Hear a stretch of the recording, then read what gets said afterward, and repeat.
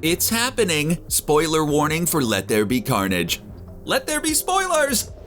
As it stands, Venom clearly needs a little multiversal help in order to encounter our friendly neighborhood Spider-Man.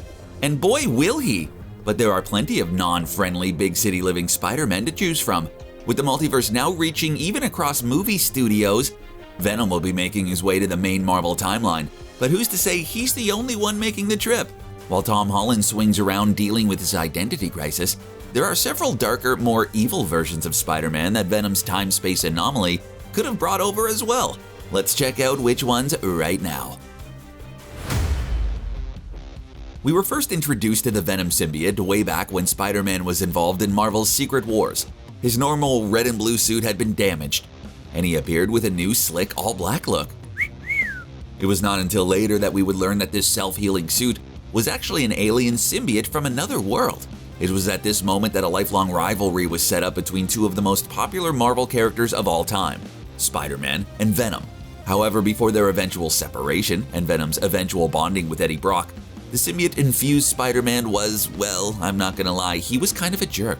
The symbiote increased Peter's strength and fighting abilities, especially his healing, but it had a serious effect on Peter's personality.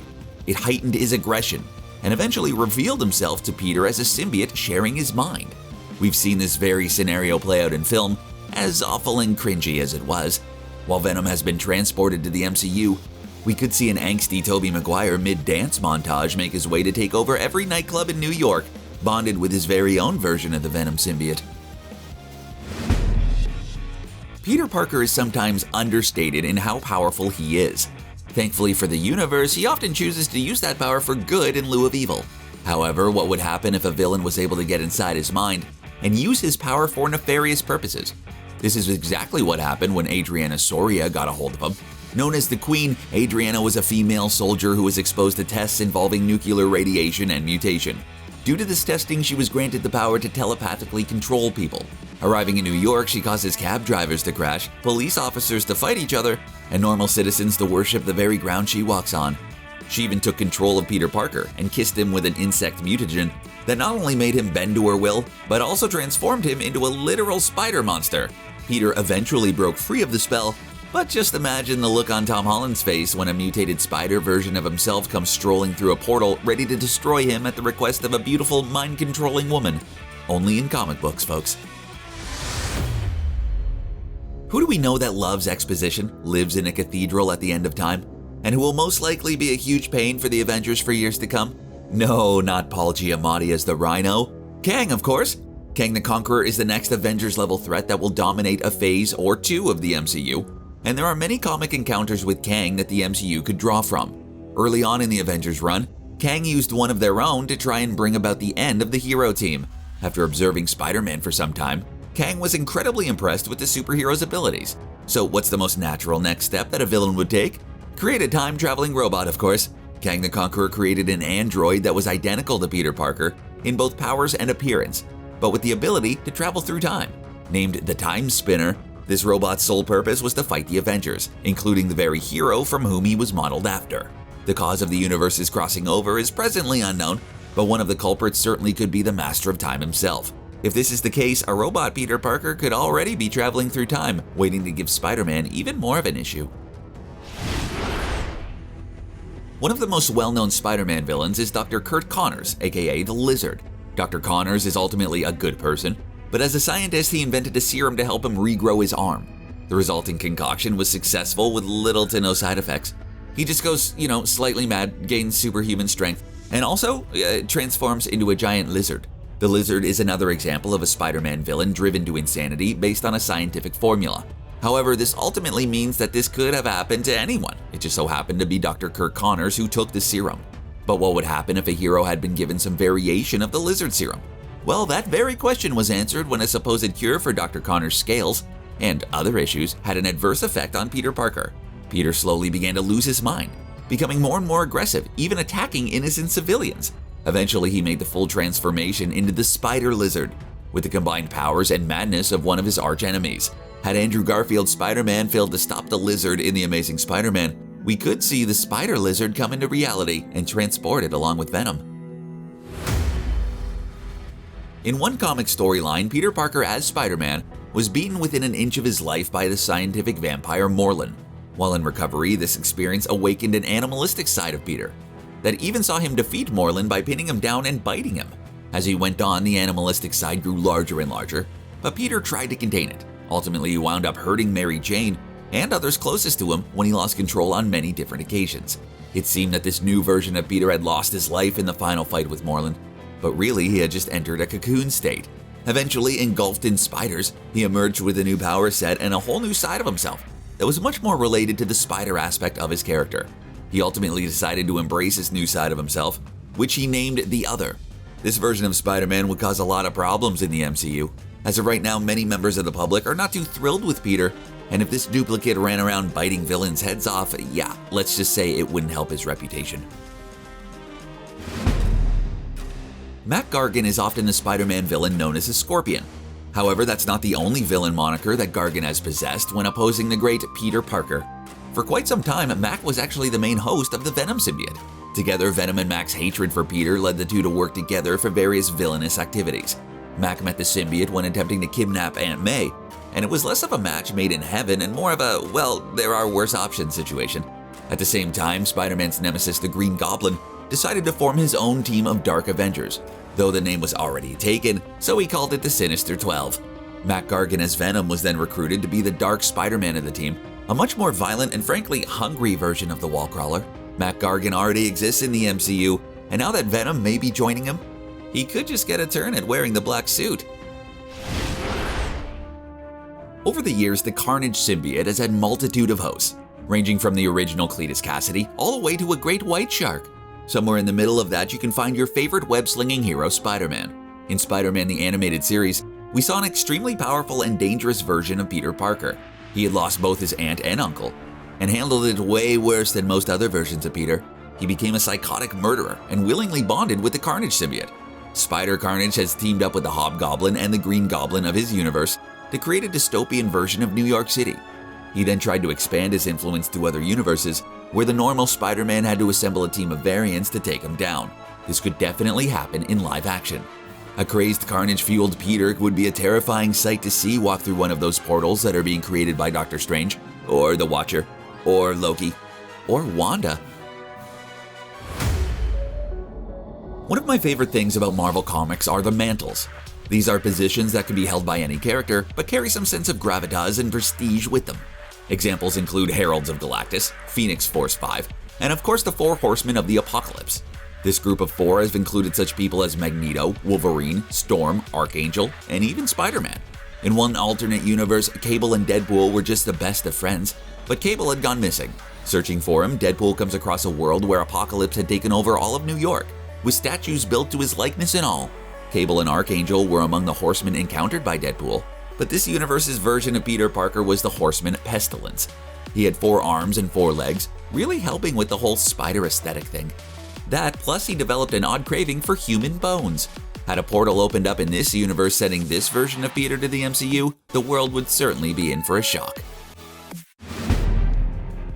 One of Spider-Man's longest and greatest enemies is Dr. Otto Octavius, also known as Doc Ock. The once mentor to Peter, whose mind was lost to 4 mechanical arms that became surgically attached to him, led to Otto becoming one of the greatest villainous masterminds ever to hit a comic book page. During one comic storyline, the villain seemed to be fading from life. In order to continue on, he figured out how to switch his mind with the Amazing Spider-Man. Therefore, Peter would be trapped in the rapidly aging body of Doc Ock, while one of Marvel's greatest villains became trapped in the body of one of its greatest heroes. The result was called the Superior Spider-Man. While you would think that Doc Ock would use Spider-Man for villainy, the memories of Peter actually drove Otto to become a hero. However, he went about it in a very different way. He used methods of torture, violence, and murder to defeat his villains. It pointed out to a lot of people a significant character change in the hero. So if Tom Holland starts torturing people, it's safe to assume that that might be the Superior Spider-Man. He likes egg creams and burning matches down to his fingertips. And while he may not be a villain, he definitely is a dark version of the character. I mean, it's in the name. Spider-Man Noir definitely fights on the side of good, but he's still a much darker version of the character. This version of Peter Parker comes from the Noir Marvel Universe, where things are slightly more serious. Peter not only witnessed the loss of his Uncle Ben like the normal Spider-Man, but it was done in a much more brutal and violent way. This hardened this version of Peter, who never learned about great power and something about responsibility or whatever. Instead, he believes that he has a responsibility to take great power away from others.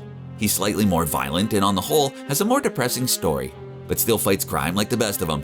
I'd love to see Nick Cage transported to the MCU for some good old-fashioned Spider-Man banter with Tom Holland.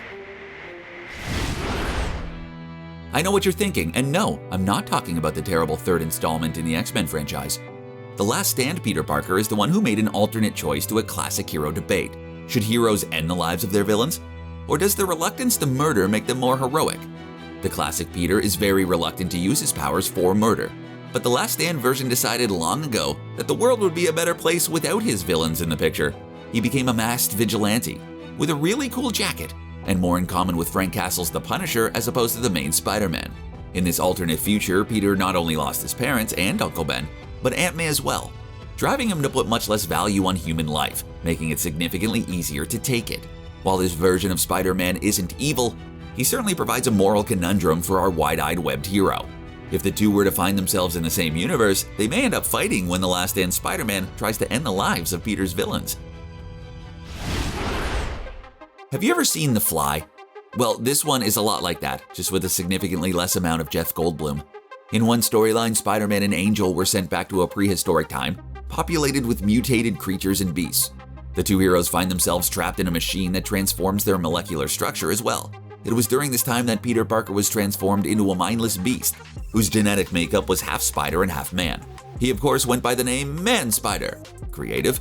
He was a man-sized, six-armed feral creature who attacked most things in his multiple-eyed sight. Probably the coolest part is that he still wore the uniform for some reason. The violent version of Spider-Man would be an interesting addition to the MCU. While the multiverse seems to be pulling villains from relatively similar time periods, a prehistoric mutant would be a cool addition. Maybe he could be tamed and Venom could even keep him as a pet. With an infinite amount of alternate universes, there's bound to be at least one where Peter Parker is a complete sociopath. In many alternate universes, several well-known heroes, as well as other morally ambiguous characters, were actually ultra-violent villains. These include Deadpool, Sabretooth, a female Hulk, Storm, the Vision, and a villainous version of Spider-Man known simply as the Spider. These 6 villains were brought from their universes together to form a super team called Weapon X. In his universe, the Spider was basically just Cletus Cassidy. He was a convicted serial murderer sentenced to 67 life sentences. He even at one point gets possessed by the Carnage symbiote as well. Overall, the Spider was recruited to be a hero, but at his heart is a villain. This psychopath could be brought from another universe thought to be a hero, revealing his criminal rap sheet and slightly murderous tendencies. The villainous Doppelganger is perhaps one of the most vicious-looking versions of Spider-Man ever seen. During the Infinity War, Magus, also known as Adam Warlock when he wakes up on the wrong side of the bed, made several clones of one of Earth's mightiest heroes, Peter Parker. Doppelganger is considered to be a completely mindless, ferocious animal. He resembles Peter Parker in every way, except the gnashing teeth and extra 4 arms. Actually, he also had sharpened talons, razor-sharp webbing, and was about as smart as your average house pet. So this is one clone that definitely didn't inherit a whole lot of characteristics from its host. Doppelganger was defeated during the Infinity War, and was later resurrected by the Demogoblin. During Maximum Carnage, he joined several villains in a spree of absolute violence. The wife of Carnage, Shriek, formed a close bond with the creature, and became sort of an adopted mother to him. Doppelganger could find himself brought in to face Venom in the main MCU timeline. And while he may not know much, he certainly won't be happy once he finds out what happened to his mother figure in Eddie Brock's universe. It seems no matter how bleak the universe is, you can almost always find an upbeat, superpowered spider-themed teenager running around. We've explored multiple multiverse realities where Peter Parker becomes some sort of villain. But one of them is a reality where just about every character can be classified as a mindless monster. The Marvel What If series shows us what happens when a quantum virus is unleashed on the universe, causing nothing short of a zombie apocalypse. In this universe, there were very few uninfected remaining, who were desperately searching for a cure. Among those still living were T'Challa, the head of Scott Lang, and of course our favorite Wallcrawler. While they flew off with optimism, we the audience learned of the actual fate of the universe, that they were flying right into a zombie Thanos trap, likely leading to the 3 of them becoming zombified as well. Any of the characters from this specific universe being transferred to the main MCU timeline would cause incredible destruction, especially since that universe is currently without a Mind Stone to warn off the evil zombies. A zombified Spider-Man could be pulled in along with Venom to cause utter bedlam in the MCU. not only being a mindless monster, but one who tries to eat everyone in sight. Hey, maybe him and Venom would actually have something to bond over now. The multiverse has cracked wide open. All manner of Spider-Man villains are on their way to the MCU to face their nemesis. Who's to say one of them won't be versions of Peter himself? Which dark versions of Spider-Man do you want to see in the MCU?